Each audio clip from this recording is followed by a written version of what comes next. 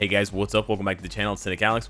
And Squad Battle is the game mode that we're going to be playing and talking about today. It was released back in March, and it's a pretty good game mode, and it got a decent upgrade when they added the daily participation, going from 5 Mandalay gem fragments per day up to 15, which is a strong incentive to climb up in the leagues. And it was the first time that we had seen Netmarble and the dev team actually reward the best players, because you not only have to be in the top 20%, but each week you are rotated into a different group of 100 players. So in a fun way, you sort of get to prove yourself week after week against different teams, against different compositions of players. Some of them may be more inclined to squad battle, some of them may not be. So that you can actually fluctuate heavily within your own league week by week. So even if you're stuck or you maintain yourself in the gold league, sometimes you'll be 50th place because there's a ton of good players, and then sometimes you'll spike up to, like, 30th place or maybe even 20th place, and you'll get to rank up to Vibranium or whatever. Some weeks I can get number 1 in Vibranium. Some weeks I'm not even close to number 1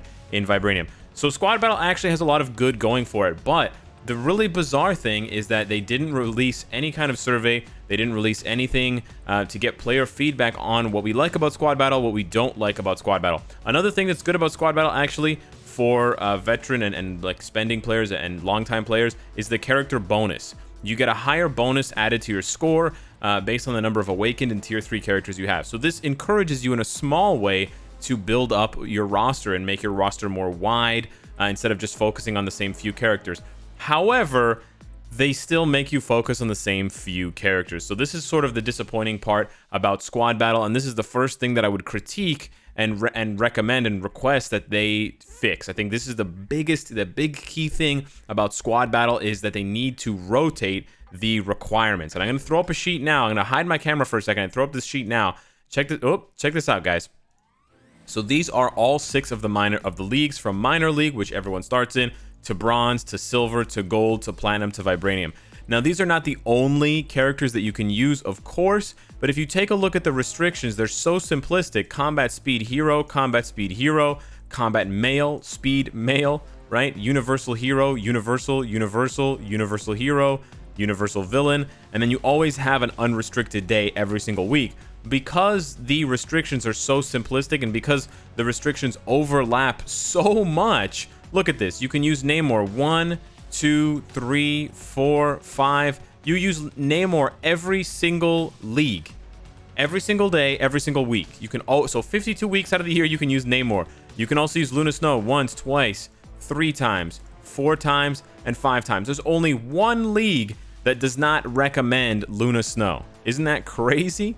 Same thing with Captain Marvel and Sharon Rogers. You can see here Captain Marvel, Sharon Rogers together forever in minor, bronze, and silver league, and then we only drop off Captain Marvel, but we still keep Sharon Rogers for every single week. So if you build up Sharon Rogers and Namor, you've already covered 2 days out of the 6 for all of the 6 leagues. That is crazy overlap. Where are the variety? Like, where's the variety? Where's Cynicalex? Where are all the characters, right? We have 200 plus characters in Marvel Future Fight. Now, of course, you can say, oh, Alex, but the restrictions just mean that, you have a smaller pool, but you can choose to play with Rescue. You can choose to play with Nadia. Yes, but there are rewards at stake here, guys. And most of these characters cannot hit the rewards threshold. You want players to be competitive. This is supposed to be a game mode for veteran players, because not only are you giving veteran players a meaningful reason to rank up and get more daily awakening stones, the Mandalay gem fragments, but then you're also rewarding players for more tier 3s and more awakened characters. So obviously this is not a game mode for new players. So why are the restrictions so simplistic? It's like they took a bunch of good ideas for veteran players and for longtime players and for hardcore players and for the ones that want to challenge, but then they decided to make the restrictions for new players. The restrictions really read like a new player checklist because there's just way too much overlap, right? Speed hero male, speed hero female, speed hero, right? Universal hero, all this stuff.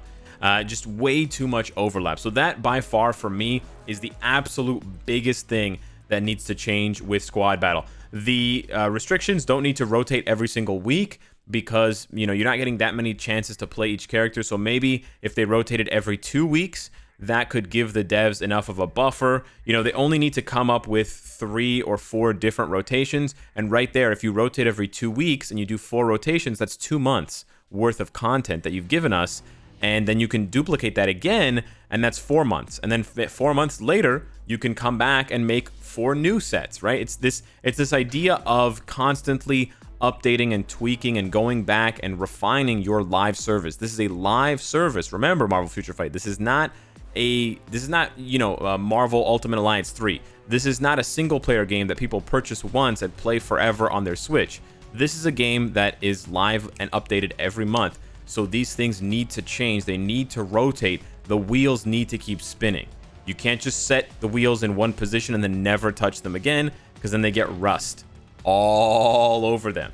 Okay, so now we're going to go in and we're going to jump into this fight. Now, this is what I've been doing, and this is what you can do. Just set up a bad team of weak characters if you're just trying to get your daily participation rewards. Some days I just don't have time to play squad battle, so I throw on this weak team, I press start, and I start brushing my teeth, and I forget about the game, and my characters die, and I get my daily reward. But we're going to actually play seriously this time. I want to show you guys how we do it with Namor.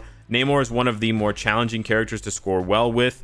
I know I talked a lot about how Namor represents the repetitiveness of squad battle, but at the end of the day, I am a competitive player, so I want to win. I want to do my best. There's no filter system for squad battle either. There's no way to filter the characters that you want to see. So for the non-restriction one, it's pretty frustrating to have to scroll through 200 characters just to find Satana all the way at the bottom. Small things, but they matter, right? But otherwise, right, if it wasn't for the restrictions, if there was enough variety in the restrictions, I think squad battle would be a really, really good game mode. It's almost there. I feel like it's almost there. It just needs a couple of tweaks. But as far as the gameplay goes, I think it's fine. I wouldn't really change much about the gameplay. It's got this arcade style feel to it, but it also has a skill component because you have to collect these orbs. Obviously, you guys know the drill with the orbs, but the orbs help you sort of differentiate between high skill players and low skill players. And we've already discovered different tricks that you can use to maintain your protective light beyond round 1 and round 2, and then boost your score. So there are already little sort of loopholes that you can take advantage of if you are a skilled player who practices this, and knowing which characters have high AoE, knowing how their skills are going to combine and how you can knock as many enemies out as possible to rack up your score and send the next wave in. Essentially, it would be cool to see like a wave meter. It would be interesting if there were a couple of variations on the protective light. Maybe there was, maybe the second round could have something different where you had to avoid the light rather than collecting the light. And so you had to go into designated areas where there wasn't any light. Otherwise, you would incur a penalty, like negative light sort of thing. But, I think the basic idea of squad battle is nice. It may be a little bit long of a game mode because there are 3 rounds and each round is 1:30. But the nice thing is you can always pause it. That is one really good thing about squad battle. You can pause it, you can try again. It's not like ABX where they forgot to include it and they're going to include it 4 years later. So I'm thankful that they did in fact put that in from the get-go. Every single new game mode in Marvel Future Fight absolutely must have a pause button. Otherwise, we are in for, hell to pay. So one more time, I'm going to show you guys this strategy here. We're not going to use it with Ghost Panther on the first round of round 2 or the first half of round 2 because there are 2 halves to each round. But we're going to use it on the second part of round 2. So we're just going to collect the light here. And the light's actually really important because it doesn't say anywhere, I think. Did I miss a piece of light? I think I missed one. Wow. But each light, each little green or orange square will give you 10% attack bonus up to 100%. Okay, I didn't miss any. Weird. Maybe it had started counting down by the time I had already looked at it, so that's why one was missing. But yeah. Even if they had a mini boss, instead of just having these waves, if they had a mini boss in between, I think that would be really interesting too. Or maybe like a mini boss that was unkillable, but that would come by and try to do damage to you and could kill you. It'd be interesting to see you having to dodge that. I think they need to take advantage. Oh, okay, I made a mistake. So yeah, you can actually switch twice. I was talking too much. You can switch twice and keep 2 of the light. You can see I kept 1 because I didn't switch fast enough. But you can actually switch twice and keep 2. But yeah, I think Marvel Future Fight just needs to take more advantage of the joystick and the fact that it's a 3D game and the fact that you're moving your character in 3, you can move your character anywhere, right? You can position them anywhere within the arena. They need to take advantage of that more. I'm going to let these guys live because I don't want to trigger my rage proc, and I actually want to drag them over here. So this is funny. I'm sort of like kiting all the mobs here, and then when Surtur spawns, I can get the points anyway. So I'm actually not losing the points this time around. So you can see here, and then we just go like that, and boom, and we go into 5, and we go into 1 and 2, and then 4, and now we're going to go and collect the lasers. It's a little bit hard to see, but I like the fact... Another thing they changed about Squad Battle pretty early on, I think it was within the same week that it was introduced, is they changed the color of the beams, or of the energy circles. And it's funny that they did that because it was actually really hard to see otherwise. So it's funny that they realized they needed to do that so soon, and they made that change. That was a good change because before the orbs were red. So imagine the orbs are red and the ground is red and Surtur's red and everything's red. It's just like this red smorgasbord palette that you can't see anything. I would like to see different bosses too for Squad Battle, of course. It would be very cool. Why not, right? There's so many villains in the Marvel Universe, and if we're gonna make this Asgard themed, because we have Surtur already, why not introduce, you know, Ymir and the dog, whatever his name is. I can't remember the dog's name. Cerberus? Yes, Cerberus. Why not do that, right? Why not take advantage of all this rich Marvel history? Trying to squeeze the tier 3 in there before the Rage proc ran out, but I wasn't able to. Namor gets a really nice score. I don't know if this is going to be my best Namor score, but he plays very aggressively. There we go. We snuck that one in. Perfect. He plays very aggressively, which is something I like. And it's just like very in-your-face action. And this part is cool because now when there's nothing sort of blocking... Nice. Now when there's nothing blocking, this just looks like a one-on-one duel. So this is really cool. Right? It's like you versus Surtur. That I can really appreciate. Okay, so we ended up just shy of 5 million points. That's one of my better scores, is around 5.1 million. It's a fun fight. I like Squad Battle. The only other issue, I like this. I like all the details they put in here. The only other issue that I have with Squad Battle is the rewards. The rewards are still an issue for Marvel Future Fight, and the problem with the Squad Battle rewards are twofold. We do get enough Mandalay Gem Fragments, so that's definitely not a problem. The first problem, however, is that we don't get enough Awakening Crystals to keep up with the amount of Mandalay Gem Fragments we get. Now, whether they need to put Awakening Crystals in another game mode, or whether they need to put Awakening Crystals in the Squad Battle chest reward, or whether they need to do something else entirely, I don't know.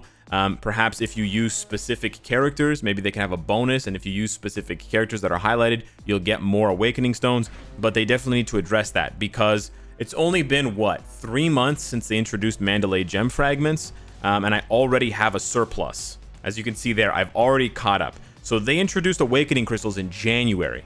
So January, February, March. So 3 months I had to grind just Awakening Crystals, and then in March, with the House of X update, they introduced Mandalay Gem Fragments, but they also introduced Awakening Stones in Squad Battle. So it wasn't like I stopped getting Awakening Stones, right? I was still getting Awakening Stones on top of now getting Mandalay Gem Fragments, and I've actually overtaken the amount of... So that means that I'm getting way less Awakening Crystals than I am Mandalay Gem Fragments week over week, to the point where most players are going to be severely imbalanced by the end of the year, to the point where this is the real bottleneck. So they absolutely have to address that bottleneck. I would encourage them to put more Awakening Stones somewhere in Squad Battle, put it behind some sort of skill gate. Maybe you have to collect a certain number of light. Maybe you have to do some other thing. Maybe you have to clear a certain number of waves. Maybe you have to use certain specific characters. Again, they should rotate the requirements, but they definitely need to address the Awakening Stone issue. And then the other issue is just with RNG. RNG rewards just don't feel good, and I feel like Marvel Future Fight could be such a better game if they limited RNG when it comes to rewards. We have RNG in character building. We have RNG basically everywhere except for character acquisition. That's great, and that's a reason why a lot of people love this game, because character acquisition is not RNG. You know exactly how to get the character. Sure, I have to pay $10, or sure, I have to go and do this, but you know exactly what you're going to get. It's not a gacha mechanic for character acquisition, but it's a gacha mechanic for literally everything else. Rolling ISO 8 sets, rolling obelisks, re-rolling CTPs, re-rolling your 4th gear option for the stats, upgrading your gear rolls, upgrading your uniform option items, the stats, and re-rolling those. Uru amplification, combining Uru, all this stuff, re-rolling ISO 8 stats, opening this chest and hoping that I get something good. I am a VIP 18 player who has spent thousands of dollars on this game. I have no need. This could be 5,000 clear tickets. I literally have zero need for clear tickets. Now, some players do need clear tickets. I acknowledge that. So why don't they have, why instead of giving us a random box, why not give us squad battle chips or squad battle tokens? And then we can choose what we get. Why is the choice such a hindrance? Like, why is that? Why is us choosing our rewards going to ruin the game so much? I don't think it's going to ruin the game, and I just don't understand why they're so scared to do it. But they've done it in Dimension Mission, right? They're okay with giving us an opportunity to choose things here, and everyone universally loves this. This was one of the best updates ever. Whoever thought of this update with the support shop, I want to kiss you on the forehead because you're a genius.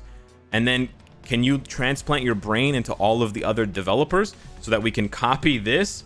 Because this works. I'm not saying every game mode needs a shop. That would get kind of boring and formulaic, but it wouldn't hurt to have a couple of shops, right? Maybe a Shadowland shop, maybe a squad battle shop.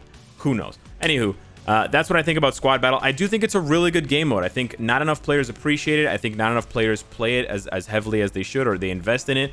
But it is the only way to get awakening materials now, so you absolutely need to pay attention to it if you want to awaken characters, if you want to experience the wrath of Mystique fully awakened and other characters, if you want to see Odin pop in with Beta Ray Bill and Thor, and who knows who's going to get awakened abilities in the future.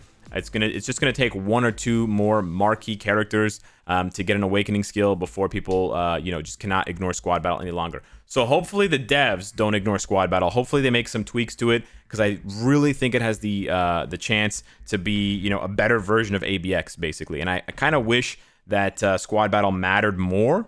Like, I wish there were almost like crystal rewards or something involved so that people would really get competitive about it, because it's really fun. It's really fun to see your score shift and go up and go down, and to see your name there among other players. And when you get a new high score, it shows you and you break through and your name is there and the other person disappears and your rank goes up. Like, there's a lot of really nice touches to this. I just feel like it's not fully fleshed out. There's still a lot of potential, and the clay is wet. So they just got to mold it a little bit more. Hit me up in the comments down below, though, guys. Let me know what you think about squad battle. I know I've made a lot of squad battle videos, but I wanted to make this one especially. And I will see you in the next one. Take care.